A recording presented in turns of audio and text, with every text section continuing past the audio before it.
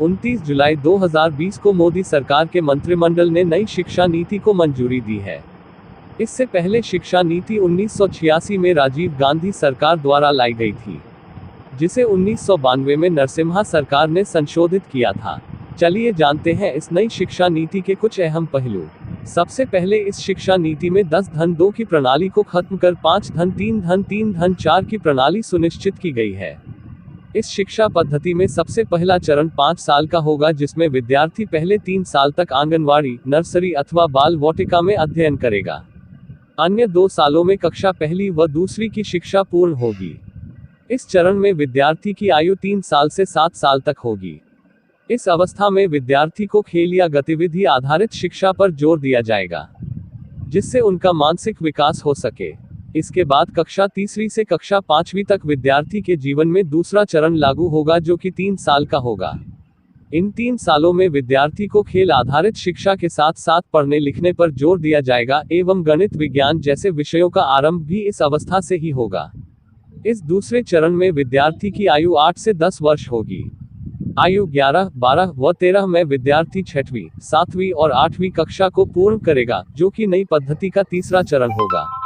इस अवस्था में विद्यार्थी को उपर्युक्त विषयों के अंतर्गत अन्य विषयों को पढ़ाया जाएगा। इसके पश्चात चौथा एवं आखिरी चरण लागू होगा, जिसमें विद्यार्थी को बहुविषयक अध्ययन कराया जाएगा। इस अवस्था में विद्यार्थी चुने गए विषय का गंभीर अध्ययन कर सकेगा।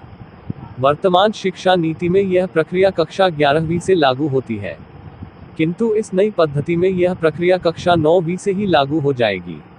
इसके साथ साथ विद्यार्थी पसंदीदा विषयों को स्वयं ही निर्धारित कर सकता है। यह चरण 4 वर्षों का होगा, जिसमें विद्यार्थी की आयु 14 वर्ष से 18 वर्ष होगी। इसके साथ ही कक्षा 11वीं से विद्यार्थी वोकेशनल शिक्षा का लाभ भी उठा सकता है। इस शिक्षा के अंतर्गत प्लम्बिंग, गार्डनिंग एवं पेंटिंग जैसे कार्य शामिल है। अन्य लाभकारी पक्ष देखें तो कक्षा 6वीं से ही विद्यार्थियों को कंप्यूटर प्रोग्रामिंग सिखाई जाएगी। कक्षा 5 तक विद्यार्थी अपनी मातृभाषा में ही संपूर्ण पढ़ाई कर सकेगा। संस्कृत जैसी भाषाओं को उच्च कक्षाओं तक पढ़ाया जाएगा। यदि स्नातक स्तर की पढ़ाई की बात की जाए तो अंडर ग्रेजुएशन 3 वर्ष में हो सकेगा।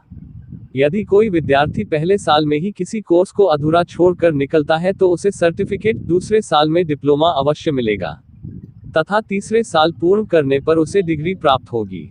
इसके अलावा फिल पोस्ट ग्रेजुएट डिग्री को पूर्णतः खत्म किया जाएगा एवं कोई भी विद्यार्थी 3 सालों में अंडर ग्रेजुएट डिग्री, उसके अगले साल उस विषय पर शोध एवं शोध के 3 साल के पश्चात ही PhD संपूर्ण कर सकेगा। यह शिक्षा नीति को अभी मात्र मंत्रिमंडल से मंजूरी मिली है। अभी संसद में पेशी व राष्ट्रपति के हस्ताक्षर बाकी है। कहा जा रहा है इस नीति के कुछ पहलू सत्र 2021-22 से लागू होना प्रारंभ हो जाएंगे। ये देखने वाली बात होगी कि नई शिक्षा नीति वास्तव में नए आयाम स्थापित कर पाती है या नहीं। नमस्कार सर। जी नमस्कार। भारत सरकार ने नई शिक्षा नीति को जारी किया है, जो कि काफ़ी अवेटेड थी और काफ़ी इंतजार के बाद में उससे कुछ चेंजेस हुए जी। तो इस संबंध में कुछ आपसे सवाल करते हैं जी। तेज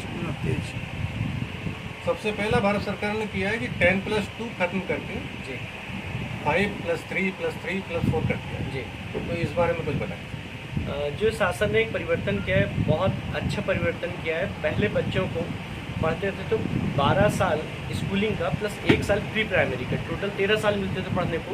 इस सिस्टम में अब उन्हें टोटल 15 साल पढ़ने को मिलेंगे। बच्चों को एक अच्छा समय 2 साल जो एक्स्ट्रा मिलेगा, उसके चलते उनकी बहुत अच्छी समझ डेवलप होगी और जिसके कारण वे ज़्यादा अच्छे से प्रोग्रेस कर सकते हैं। निश्चित रूप से कदम बहुत अच्छा है। एक और परिवर्तन किया गया है जी कि 5th क्लास तक जी जो मीडियम है वो ख़त्म हो जाएगा जी। और जो मातृभाषा है जी। जिस जगह की जी। उसमें पढ़ाई की जाएगी। तो इस बारे में कुछ प्रकाश डालें। ये भी एक अच्छा कदम है, लेकिन इसमें थोड़ी सी एक कमी मुझे नज़र आ रही है कि कुछ राज्य ऐसे हैं जहाँ पर अलग अलग भाषाएं बोली जाती हैं। जैसे आज आप कर्नाटक उदाहरण लें, कर्नाटक के कुछ हिस्सों में मराठी भाषा बोली जाती है, बाकी जगह कन्नड़ बोली जाती है, कुछ भागों में तमिल बोली जाती है। वहाँ पर यह निर्धारण करना काफ़ी मुश्किल होगा कि अलग अलग क्षेत्र में, अलग अलग डिस्ट्रिक्ट में कौन सी मातृभाषा चलाई जाए। यदि कन्नड़ चलाएंगे तमिल वाला विरोध करेगा, तमिल चलाएंगे, मराठी वाला विरोध करेगा। तो इसको लागू कैसे किया जाएगा, इसके बारे में अभी पूरी डिटेल चूँकि पॉलिसी नहीं मिल पाई है, तो अभी बताना थोड़ा मुश्किल होगा। कदम काफ़ी अच्छा है, सराहनीय है, लेकिन थोड़ा सा कॉम्प्लिकेटेड ये हो सकता है, तो इसमें सुधार की गुंजाइश है। एक और परिवर्तन, जो 10th क्लास का बोर्ड है उसको खत्म कर दिया गया। अब सुनने में आ रहा है कि केवल जो 12th है वही बोर्ड क्लास रहेगी। तो यह निर्णय आपको कैसा लगता है? यह निर्णय भी एक सकारात्मक निर्णय है। इससे जो बच्चों पर एक बोर्ड परीक्षा का जो प्रेशर होता था वह प्रेशर कम हो जाएगा। बच्चे काफ़ी अच्छे से तैयारी कर सकते हैं, अपने आप को अच्छे से प्रिपेयर कर सकते हैं। ये इसका एक पॉजिटिव, जो इसका सकारात्मक पहलू है। लेकिन इसमें एक नेगेटिव चीज़ भी झलक रही है कि जब बच्चे पे बोर्ड परीक्षा का प्रेशर कम हो जाएगा, उस स्थिति में वह उसी पैशन के साथ आगे तैयारी करेगा। इससे कैसे निर्धारित किया जाए, इस पे प्रकाश नहीं डाला गया है। यह इसका एक वीक पॉइंट यहाँ पे आ रहा है, क्योंकि जिस प्रकार 8वीं की बोर्ड परीक्षा खत्म की, हमने देखा बच्चे 9वीं में पहुँच गए और रिजल्ट खराब हो गए। बहुत सारे बच्चे 9th में ड्रॉप आउट हो गए, मैक्सिमम 10th में जाके ड्रॉप आउट हो गए। तो कदम अच्छा है, लेकिन इसका इम्प्लीमेंटेशन कैसे होगा ये अभी देखना जरूरी है। यदि मैं ओवरऑल पूरे जो न्यू एजुकेशन पॉलिसी आई है, जो काफ़ी लंबे समय से अवेटेड थी, जिसका इंतजार कर रहे थे, इसमें बहुत अच्छे संशोधन हुए हैं, बहुत अच्छे प्रयास किए गए हैं। लेकिन जो सबसे बड़ी बात है कि बाकी पिछली पॉलिसियां भी बहुत अच्छी थी, लेकिन उनके रिजल्ट क्यों नहीं मिले? एकमात्र कारण उसका सही इम्प्लीमेंटेशन नहीं हुआ। हमारे पास उतना स्किल्ड वर्कफोर्स नहीं था, स्किल्ड टीचर नहीं थे, हमारे पास बहुत अच्छा इंफ्रास्ट्रक्चर नहीं था। गवर्नमेंट ने इसमें निश्चित रूप से कुछ बजट बढ़ाया है, गवर्नमेंट प्रयास कर रही ज़्यादा पैसा खर्च करे, लेकिन ये क्वालिटी कैसे मेंटेन की जाएगी इसके बारे में अभी कुछ क्लियर नहीं है कि हमारी शिक्षा की गुणवत्ता बनी रहे, यह इसमें क्लियर नहीं है। दूसरी चीज़, जो सबसे बड़ा इसका एक जो ड्रॉबैक है पुरानी नीतियों का, इसका कि हमें कहीं भी नहीं सिखाया जाता है कि जीवन जीने के लिए हम हमारे जीवन यापन के साधन कैसे इकट्ठा करें, कैसे उनका मैनेजमेंट करें, कैसे उनका यूज़ करें। जो भी लगातार देखने में आता है, बहुत हाईली क्वालिफाइड बच्चे सुसाइड कर लेते हैं, डिप्रेशन में चले जाते हैं, या बहुत छोटे मोटे काम करने लगते हैं। तो पढ़ तो बहुत अच्छा लेते हैं, नंबर बहुत अच्छे ले आते हैं, लेकिन वह जीवन जीने का तरीका नहीं सीख पाते हैं।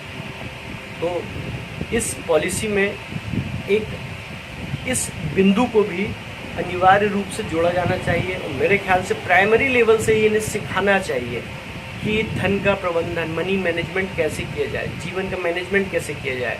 और नैतिक शिक्षा जो पहले चलता था, आजकल हटा दिया गया है, वह भी पहली कक्षा से ही हर क्लास तक, हायर क्लास तक जरूर उसे हर विषय में शामिल करना चाहिए, भले उसका एक छोटा चैप्टर शामिल करें।